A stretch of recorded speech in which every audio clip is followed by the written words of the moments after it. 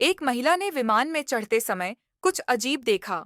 यह आज की एकमात्र उड़ान थी, लेकिन विशाल केबिन में केवल कुछ ही यात्री थे। जैसे ही वह बैठ गई, ओवरहेड लाइट झिलमिलाने लगी। उसके बगल में बैठे आदमी ने कहा कि यह सामान्य है, जिससे उसे थोड़ा बेहतर महसूस हुआ। लेकिन उसके तुरंत बाद पीछे के केबिन से एक जोरदार आवाज आई। एक बूढ़ी महिला ने घबराहट में कहा कि उसे तुरंत विमान से उतरना होगा, चाहे जो भी हो। फ्लाइट अटेंडेंट ने उसे शांत करने की कोशिश की, लेकिन वह काम नहीं आई। केट ने मदद के लिए आगे कदम बढ़ाया।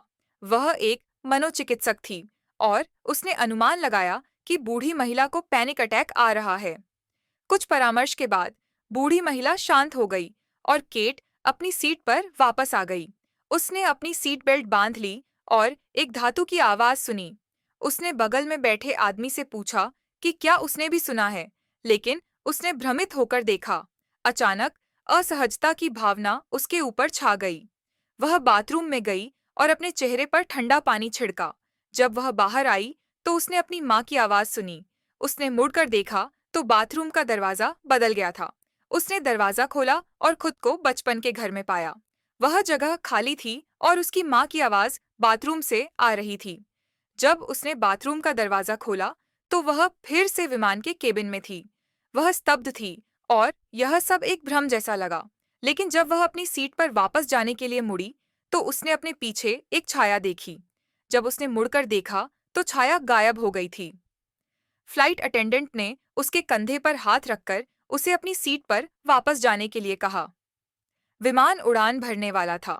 केट अपनी सीट पर वापस आई और अपनी बेटी को चूम लिया। वास्तविक स्पर्श ने उसे कुछ राहत दी। विमान ने उड़ान भरी और केट ने आखिरकार राहत की सांस ली।